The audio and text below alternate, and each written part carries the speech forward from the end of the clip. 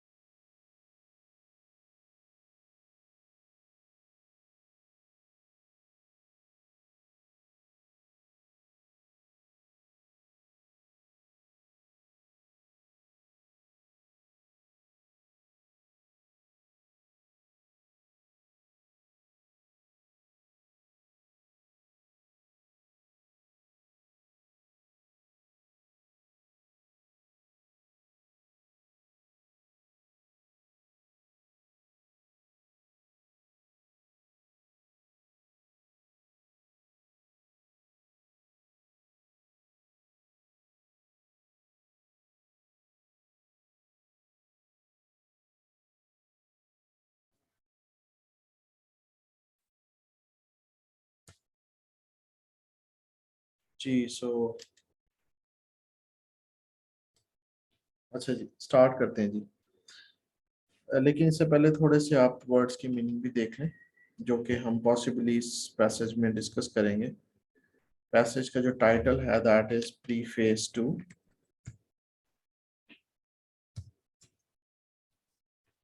अच्छा, प्रीफेस कहते हैं कॉन्टेक्स्ट को, यानी कि इससे आपको सबक, how the other half thinks. ठीक है जी। Adventures in mathematical reasoning.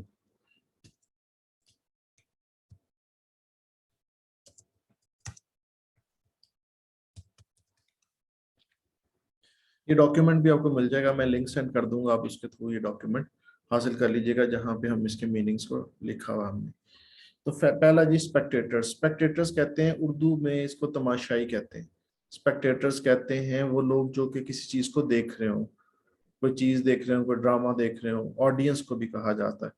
Audience कहते हैं कि अगर कोई टीवी देख रहा है तो जो टीवी देखने वाले हैं वो ऑडियंस कहलाती हैं। कोई मैच देख रहा है तो उसको, किसी स्टेडियम में तो मैच जो देख रहे होते हैं लोग, उन्हें ऑडियंस कहते हैं।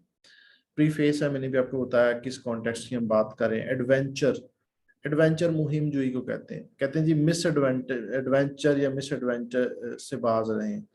पहाड़ पे आप चढ़ रहे हैं तो ये भी एक एडवेंचर है। ठीक है ना। किसी जंगल में गुजर रहे हैं और उसको एक्सप्लोर करना चाह रहे हैं तो वो भी एडवेंचर है। बाद लोग कहते हैं life is an adventure. Quest को भी कहते हैं, जर्नी को भी एडवेंचर कहते हैं। इलिस्ट्रेट कहते हैं एक्सप्लेन को। ओकेजनली होता है, कभी कभार, सेल्डम। सेल्डम का मतलब भी कभी कभार और ओकेजनली। कंपोजिशन कहते हैं टू कंपोज समथिंग, इकट्ठा करना, जैसे राइटिंग कंपोजिशन है। कलेक्ट करना। इंट्यूटिव कहते हैं इंस्टिंक्टिव, यानी ये मेरी इंट्यूशन है, यानी कि कुदरती तौर पे आपके जहन में आ गई चीज, कुदरती तौर पे you are blessed with something. Fascinating, charming, beautiful, attractive. Adept कहते हैं अपने आप को यूज टू करना, किसी नए माहौल के मुवाफिक होना, कंफर्टेबल हो जाना किसी नए सिस्टम के साथ, सिंक कर लेना अपने आप को। रिस्ट्रिक्ट कहते हैं रोकना, hindrance, restrain, stop something. Narrow कहते हैं तंग जगह, शॉर्ट जगह को नैरो।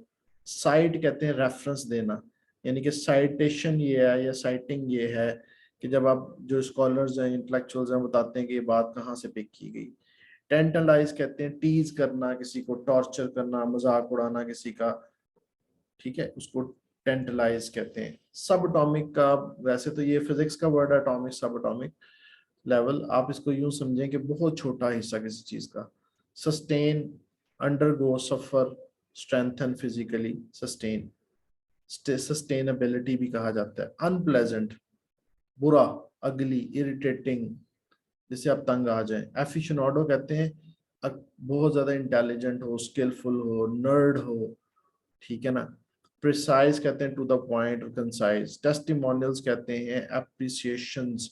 टेस्टिमोनियल्स लिखें जी, टेस्टिमोनियल्स किसी साइट के बारे में, किसी बुक के बारे में, किसी सिस्टम के बारे में आप अपनी एक अच्छी राय देते हैं, उसको टेस्टिमोनियल्स कहते हैं।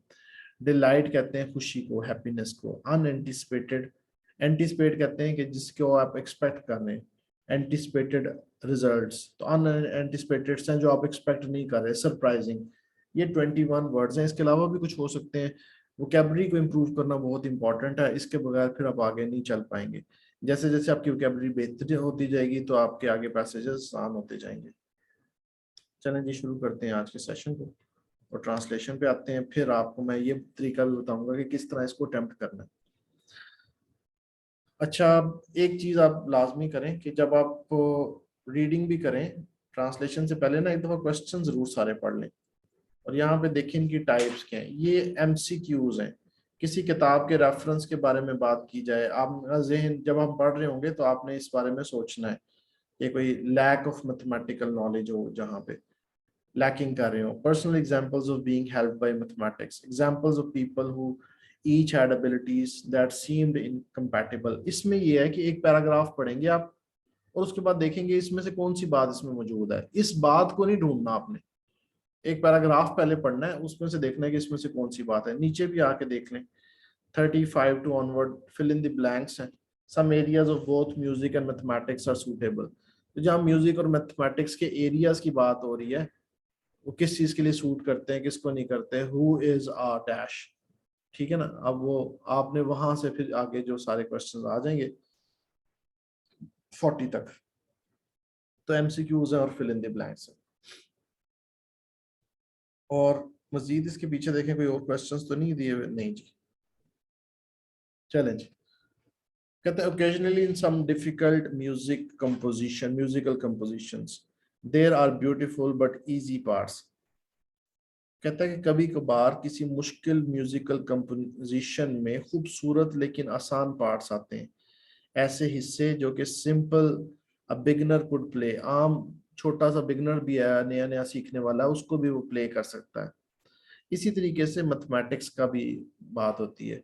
देयर आर सम डिस्कवरीज, कुछ डिस्कवरीज ऐसे हैं एडवांस मैथमेटिक्स में that do not depend on specialised knowledge. उसके लिए खास इल्म जरूरी नहीं है, बैकग्राउंड इल्म जरूरी नहीं है, ठीक है ना। Not even on algebra, algebra का भी इतना नॉलेज होना जरूरी नहीं है, ज्योमेट्री का भी नहीं है, ट्रिग्नोमेट्री भी नहीं है।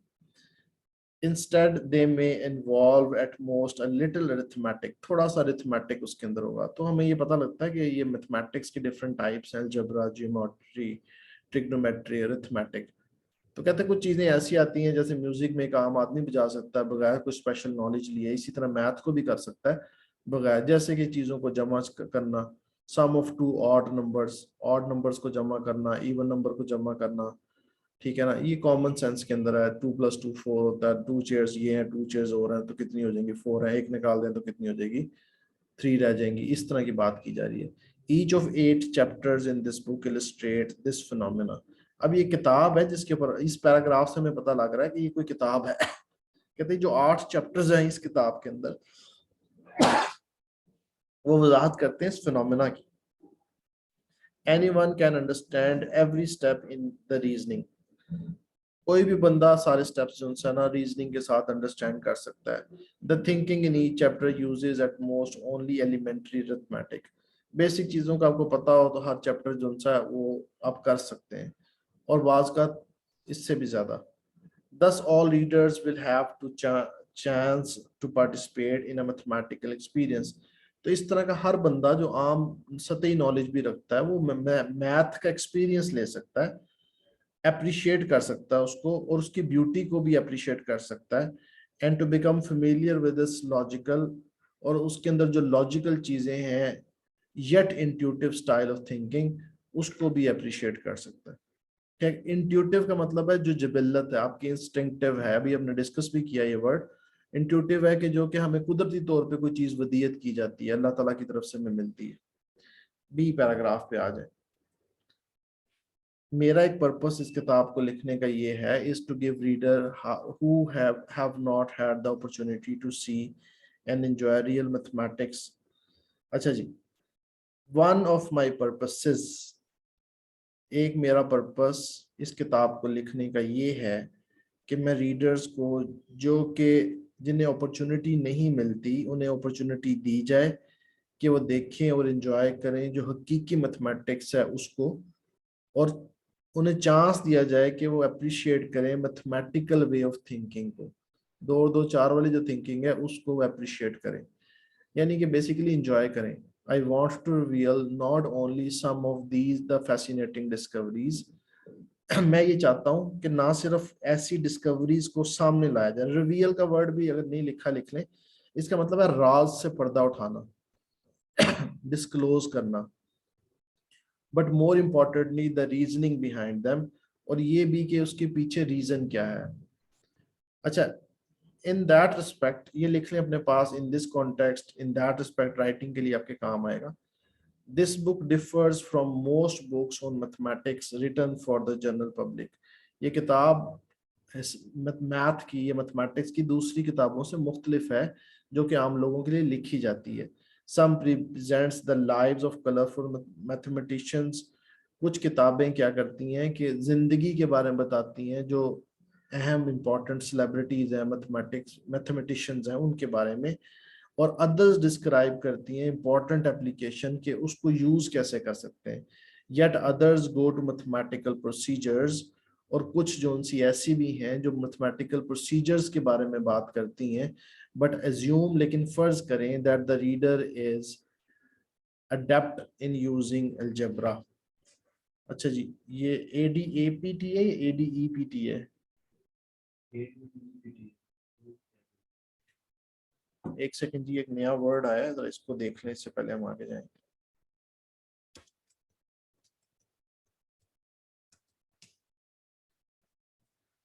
वेरी स्किल्ड, हाँ बस अडेप्टिव जो सा ना वो भी एफिशिएंटो में है, a person who is skilled और प्रोफिशिएंट इन समथिंग। अडेप्ट और चीज है, फिर ये अडेप्ट है। वो कहता है but assume that the reader is adapt in using algebra, लेकिन आप ये समझें कि जो रीडर है वो अलजेब्रा का स्किलफुल है, यानी अलजेब्रा उसको आती है। चलें जी, I hope this book will bridge the notorious gap, मैं ये भी उम्मीद करता हूँ कि ये जो किताब है ब्रिज करेगी, ब्रिज कहते हैं पुल को, यानी पुल का काम देगी, उस गैप को फिल करेगी। नोटोरियस कहते हैं जो बुरा मशहूर हुआ है, यानी कि जिसके बारे में ना लोग ऐसी बात करते हैं कि जो अच्छी नहीं है, उसको फिल करेगी। That separates the two cultures, दो कल्चर्स को अलग अलग करता है। The humanity and the sciences, humanity क्या है, जो आपके आर्ट्स के लोग हैं ना उन्हें ह्यूमैनिटीज कहते हैं। आर्ट्स वाले और साइंस वाले आपस में एक दूसरे से लड़ते ही रहते हैं, साइंस वाले कहते हैं इनको तो पता ही कुछ नहीं है, आर्ट्स वाले कहते हैं ये तो मशीनी किस्म के लोग हैं, इंसानियत के बारे में इन्हें पता ही नहीं है। तो ये जो गैप है ना, आपस में इनको जोड़ने की कोशिश की जाएगी। और should I say that right brain intuitive and the left brain analytical numerical, और मुझे ये कहना चाहिए कि जो राइट ब्रेन है, यहाँ पे थोड़ा सा मैं बता दूं आपको, जिनका राइट ब्रेन डोमिनेंट होता है ना, वो आर्ट्स में बड़े अच्छे होते हैं, वो सेंसेस उनकी बड़ी अच्छी होती हैं, इमोशंस में अच्छे होते हैं, वो आर्टिस्टिक टाइप लोग होते हैं, वो क्रिएटिव लोग होते हैं, जैसे म्यूजिक के अंदर लोग होते हैं, जैसे राइटर्स होते हैं, नॉवल लिखने वाले होते हैं, इंसानी एहसासात पे बात करते हैं, उनका राइट ब्रेन ज्यादा काम करता है। इसके ऊपर डिफरेंट साइकोलॉजिस्ट ना एक तस्वीरें बनाते हैं, तो कहते हैं जी आपको ये जो तस्वीर नजर आ रही है उससे बताते हैं आपका कौन सा दिमाग ज्यादा काम करता है। इस तरह के एक्सपेरिमेंट्स भी होते हैं, लेकिन ये बात ठीक है। एंड द लेफ्ट ब्रेन जो होता है वो एनालिटिकल न्यूमेरिकल होता है। मैं अगर अपनी बात करूं तो मैंने ये नोट किया कि मेरा राइट ब्रेन ज्यादा काम करता है, जो क्रिएटिव है, जो इंट्यूटिव है। मैंने साइंसेस भी पढ़ी है, FSC की है अपनी इंजीनियरिंग में, कंप्यूटर साइंसेस में मास्टर्स किया है, फिर मैंने MA इंग्लिश किया हुआ है, उसके बाद फिर इसमें भी किया है। तो बेसिकली दोनों तरह का मुझे एक आइडिया है। ये जरूरी नहीं है कि जिनका राइट ब्रेन ज्यादा डोमिनेटिंग है वो लेफ्ट वाला काम नहीं कर सकते, होता है, लेकिन एक ज्यादा डोमिनेट कर रहा होता है दूसरे के ऊपर। तो ये बड़ी अच्छी चीज है, इसको फर्दर स्टडी कीजिएगा, ये थोड़ी सी हटके मैंने बात की। अच्छा, वो कहते हैं as the chapter will illustrate, जैसा कि चैप्टर बताता है, mathematics is not restricted to the analytical and numerical, कि जो मैथमेटिक्स है उसकी वो रिस्ट्रिक्टेड नहीं है एनालिटिकल और न्यूमेरिकल के साथ। Intuition plays a significant role, तो यहाँ पे जो इंट्यूशन है ना, जो आपकी नेचर है वो काम करती है। इसमें जरूरी नहीं कि आपकी एनालिटिकल स्किल्स अच्छी हो या न्यूमेरिकल स्किल्स अच्छी हो। The alleged gap can be narrowed और completely overcome by anyone। तो ये जो गैप है इसको कोई भी ओवरकम कर सकता। ओवरकम लिख लें अपने पास, काबू पाना, किसी चीज को हासिल कर लेना, किसी चीज पे कंट्रोल कर लेना, उसको ओवरकम कहते हैं। In part because each of us is far using the full capacity of either side of the brain। लेकिन हम जो उनसे है ना, एक अपने दिमाग की फुल कैपेसिटी के ऊपर, मतलब अभी उसको यूज नहीं कर सकते, बहुत दूर है उससे। इज फार फ्रॉम यूजिंग, हम बहुत दूर हैं इस्तेमाल करने से अपने दिमाग की फुल कैपेसिटी को, चाहे वो राइट हो या लेफ्ट हो। अच्छा, to illustrate our human potential, जो कि वजाहत करता है हमारी पोटेंशियल की। पोटेंशियल किसे कहते हैं? छुपी हुई ताकत, जो इंसान की जो छुपी हुई ताकत है उसकी। आई साइट, मैं रेफरेंस देता हूँ, a structural engineer who is an artist. एक स्ट्रक्चरल इंजीनियर भी है जो कि आर्टिस्ट भी है। An electrical engineer who is an opera singer. एक इलेक्ट्रिकल इंजीनियर भी है जो कि ओपरा सिंगर भी है। An opera singer who publish mathematical research. एक ओपरा सिंगर है जिसने मैथमेटिकल रिसर्च को पब्लिश किया। And a mathematician who publishes short stories. और एक मैथमेटिशियन है जो शॉर्ट स्टोरीज लिखता है। वो कहता है ये दोनों मिक्स हो सकती हैं। अब जरा वापस आए टाइटल की तरफ। वो कहता है प्रीफेस। किताबों में सबसे पहले जो कोई किताब हम छापते हैं ना, वहां पे प्रीफेस लिखा होता है। ये वो प्रीफेस है। शुरू में इब्तदाइया, जिसको उर्दू में आप कहते हैं इब्तदाइया, उसको इंग्लिश में कहा जाता है प्रीफेस। और वो आगे किताब का नाम है how the other half things. हमारा दूसरा हिस्सा कैसे काम, दो हिस्से ना दिमाग के, एक राइट साइड और एक लेफ्ट साइड है, तो अदर हाफ का मतलब है बाकी वाला कैसे काम करेगा। एडवेंचर, कोशिश है, ये एक मुहिम है, एक जर्नी है मैथमेटिकल रीजनिंग के अंदर। बड़ी जबरदस्त ये चीज है, इसको जरा देखिएगा। ये पूरी यहाँ से लेकर यहाँ तक, ये जहाँ कॉलन स्टार्ट किया यहाँ से लेकर यहाँ तक, ये किताब का टाइटल है। और इस किताब के ऊपर जो उसने प्रीफेस लिखा है उसके बारे में ये पैसेज दिया गया। डी में आ जाए जी। अच्छा जी, other scientist have written books to explain their fields, non scientists. Other scientist, कुछ दूसरे साइंटिस्ट ऐसे भी हैं जो अपनी किताबें लिख चुके हैं अपनी फील्ड्स के बारे में, ऐसे लोगों को जो साइंटिफिक नहीं है, लेकिन have necessarily had to omit the mathematics, लेकिन उन्हें मैथ को निकालना पड़ा। Although it provides the foundation of their theories, बेशक उन्हें अपनी थ्योरीज की फाउंडेशन को प्रोवाइड, मतलब वो करते हैं। द रीडर्स मस्ट रिमेन टेंटलाइज्ड, तो रीडर्स जो उनसे हैं वो टीज करते हैं spectators rather then and involve participants. तो रीडर्स उनसे है ना मजाक उड़ाते हैं, क्रिटिसाइज करते हैं, ठीक है ना। टेंटनाइज स्पेक्टेटर्स होते हैं, तमाशाई बन जाते हैं, बजाय इसके कि वो इन्वॉल्व हो उसके अंदर। Since the appropriate language of describe the detail in much of science is mathematics, तो जो अप्रोप्रिएट लैंग्वेज है वो मैथमेटिक्स है। Whether the subject is expanding universe, तो कोई सब्जेक्ट क्या वो यूनिवर्सल है या छोटा सब एटॉमिक है और क्रोमोसोम्स हैं। Though the broad outline, 1 minute please.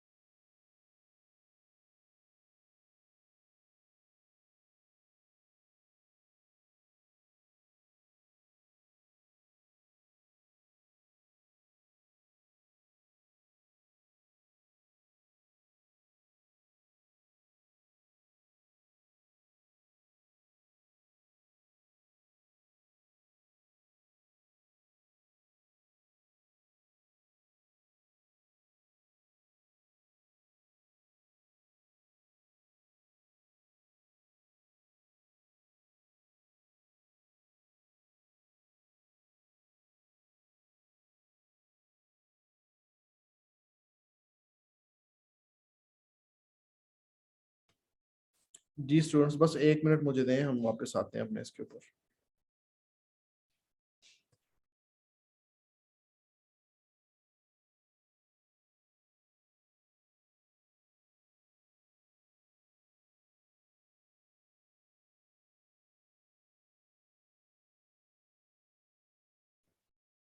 अच्छा जी, हम बात कर रहे थे कि broad outline of scientific theory can be sketched intuitively. तो जो ब्रॉड आउटलाइन है, आउटलाइन कहते हैं डेफिनेशन को, जो साइंटिफिक थ्योरीज हैं वो इंट्यूटिवली हम उसको स्केच कर सकते हैं। बार बार ये वर्ड आ रहा है इंट्यूटिवली, इसका मतलब है इंस्टिंक्ट, जो बेसिक ह्यूमन इंस्टिंक्ट है उसकी बात।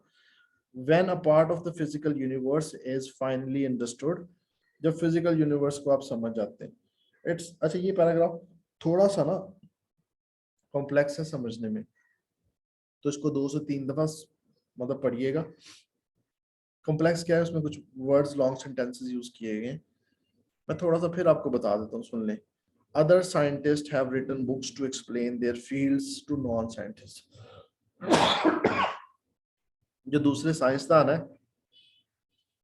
वो ऐसी किताबें लिख चुके हैं कि अपनी फील्ड को एक्सप्लेन करें। मिसाल के तौर पे अलजेब्रा को एक्सप्लेन करें। अहमद, ये बंद कर दो दोबारा। या किसी दूसरी चीज को एक्सप्लेन करें उन लोगों को कि जो कि नॉन साइंटिस्ट हैं, but have necessarily had to omit the mathematics. लेकिन अब उन्हें क्या करना पड़ता है कि मैथमेटिक्स को निकालना पड़ता है। ऑल्दो इट प्रोवाइड्स, अगरचे मैथमेटिक प्रोवाइड करता है बेस को, उनकी थियरीज को। यानी फिजिक्स वाले बाकी सारे लोग जो उनसे हैं वो मैथमेटिक्स को निकाल देते हैं, हालांकि मैथमेटिक्स एक बेस प्रोवाइड करता है। मैथमेटिक्स को क्या कहते हैं? Mother of all sciences. The reader must remain a tantalise spectator. तो रीडर जो सा है उसको रहना चाहिए एक स्पेक्टेटर। मस्ट रिमेन, वो रहता है बेसिकली एक tantalise spectators rather than an involve participants. अब उसमें इन्वॉल्व नहीं होता, एक स्पेक्टेटर बन के बैठ जाता है, उसको देखता रहता है। Since the appropriate language for describing the details in much of science is mathematics. और अगर वो साइंस और मैथमेटिक्स की लैंग्वेज होती है तो फिर क्या होता है? Whether the subject is expanding. तो फिर ये देखते हैं कि क्या सब्जेक्ट जो सा है वो एक्सपैंड कर रहा है। एक्सपैंडिंग यूनिवर्स, अब 2 मीनिंग है इसके। यूनिवर्स हमारी कायनात को कहते हैं, दूसरा है यूनिवर्स कहते हैं कि जो फील्ड है जिसके बारे में आप बात कर रहे हैं उसको मजीद एक्सप्लोर करना, उसको मजीद उस पर बात करना। सब एटॉमिक पार्टिसिपल्स या छोटे छोटे लेवल के ऊपर से बात करना, और क्रोमोसोम्स और उसकी फजा के बारे में बात करना। ठीक है ना? अच्छा, though the broad outline of a scientific theory, तो इसकी जो मेजर साइंटिफिक थ्योरी है can be sketched intuitively when a part of the physical universe is finally understood. Its description often like a page in mathematics text. ठीक है जी, इसकी जो description है वो ऐसी है जैसे मैथ के टेक्स्ट के तौर पे। चलें जी, ये तो था हमारा डी पैराग्राफ। हम ई और एफ के ऊपर आते हैं, फिर इसको एंड करते हैं। कहते हैं अभी तक still the non mathematical reader can go for in understanding mathematical reasoning. तो जो नॉन मैथमेटिकल रीडर हैं कैन गो फॉर, वो जा सकते हैं, आप काफी आगे निकल जाते हैं understanding mathematical reasoning, mathematical reasons को अंडरस्टैंड करने में। The book presents the details that illustrate. ये किताब वजाहत करती है मैथमेटिकल स्टाइल ऑफ थिंकिंग की, जो कि इन्वॉल्व करता है सस्टेनेबिलिटी को, स्टेप बाय स्टेप एनालिसिस को, एक्सपेरिमेंट्स को, और इनसाइड और उसके अंदर जो डिटेल्स हैं उसको। ये किताब, इस किताब के जरिए you will turn the pages much more slowly than when reading a novel or a newspaper. तो अब आप क्या है कि आहिस्ता आहिस्ता डिटेल पढ़ के आप आगे जाएंगे, नॉवल की तरह आगे तेज तेज आगे पेजेस नहीं घुमाएंगे। It may help to have a pencil, ठीक है ना, and paper ready to check claims. तो आप एक पेंसिल पेपर ले लें, वो जो क्लेम किए जा रहे हैं उसको चेक भी कर सकते हैं। एंड कैरी आउट एक्सपेरिमेंट्स, और उस पर तजर्बात भी किए जा सकते हैं। एज आई रोड, जैसा कि मैं लिखता हूँ, I kept in mind 2 types of readers. तो मेरे जहन में 2 तरह के रीडर होते हैं। Those who enjoyed mathematics until they were turned off by an unpleasant episode. ऐसे रीडर जो कि मैथमेटिक्स को एंजॉय करते हैं हत्ता कि कोई एक ऐसी चीज आ जाए जो उनके लिए ना खुशगवार हो। मैथ में कोई चीज आ जाती है ना, जिसकी हमें समझ नहीं आती, तो फिर वो उसको कह रहे हैं अनप्लेजेंट एपिसोड। बड़ा प्यारा लिखा हुआ जी, ये राइटिंग के लिए भी आपका बड़ा अच्छा आर्टिकल है, इस पे डबल स्टार लगा लें, आप राइटिंग इससे सीख सकते हैं। ये दो जरा पेंसिल, मैं भी इस पे डबल स्टार लगाऊं। ये डबल स्टार वाले जितने भी पैसेजेस है ना, ये आपकी राइटिंग को इम्प्रूव करने के लिए बेहतर है, राइटिंग स्ट्रक्चर वगैरह को।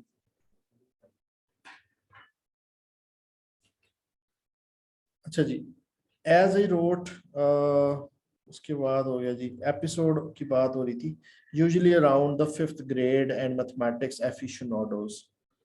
ठीक है ना, 5th ग्रेड में, और मैथमेटिकल एफिशिएंटो कहते हैं जो स्किलफुल मैथ के माहिर लोग होते हैं, who will find much that is new throughout the book। ठीक है ना, और वो उसमें कोई ना कोई नई चीज जरूर हासिल करेंगे। दोनों तरह के लोग जो उनसे है ना, देखें ये वाला जो सेंटेंस है ना एफ के स्टार्ट में है, इस तरह के अपने आइल्स की राइटिंग के सेंटेंस बनाने हैं। ये बड़ा अच्छा कंस्ट्रक्शन है, इसकी कॉपी कर लीजिएगा, और इसके बाद हम डिफरेंट इसकी प्रैक्टिस करेंगे राइटिंग की क्लास में। This book also serves reader who simply want to sharpen their analytical skills।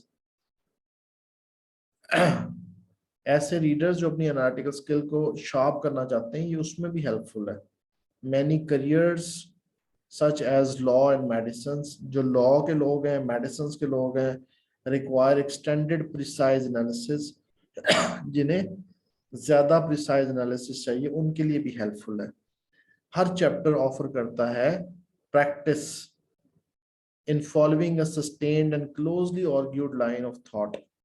Sustained कहते हैं, मैंने फिर बताया था, जर्नी को, प्रॉब्लम को भी कहते हैं, और closely argued line of thought, और जो क्लोजली आर्ग्यूड, आर्ग्यूड कहते हैं जिस पे बहस की जा सके, लाइन ऑफ थॉट कहते हैं टॉपिक को।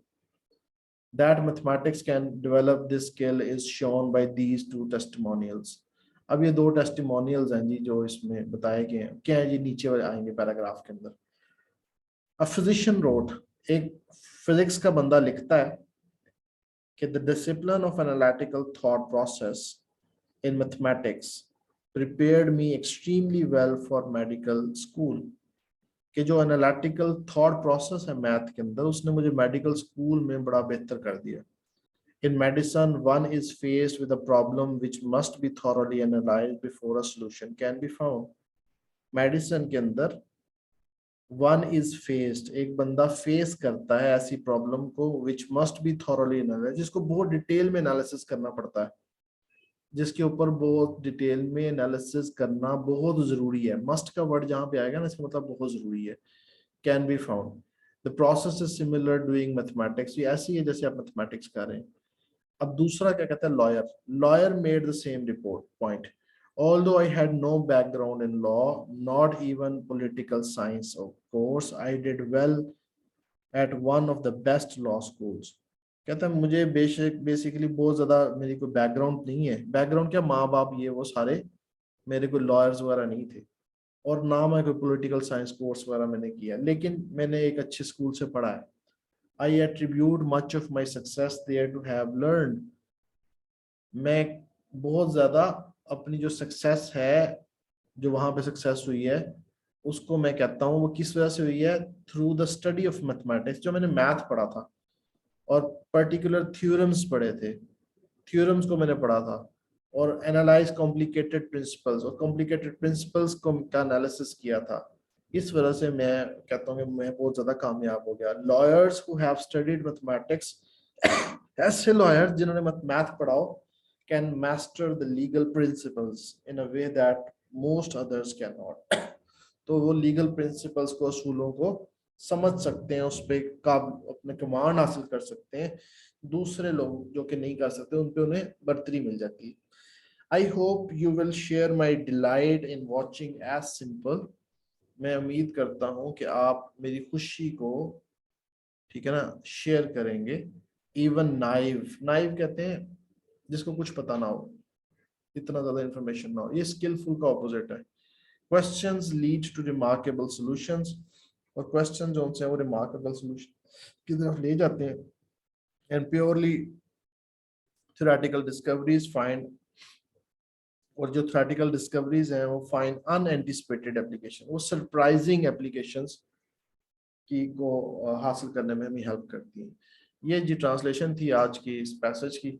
अब आप इन क्वेश्चंस को पैराग्राफ दोबारा से पढ़ें, एक एक क्वेश्चन देखें कि वहाँ कहाँ पे मौजूद हैं, कीवर्ड्स को अंडरलाइन करें, उन कीवर्ड्स को इन पैराग्राफ में ढूंढें।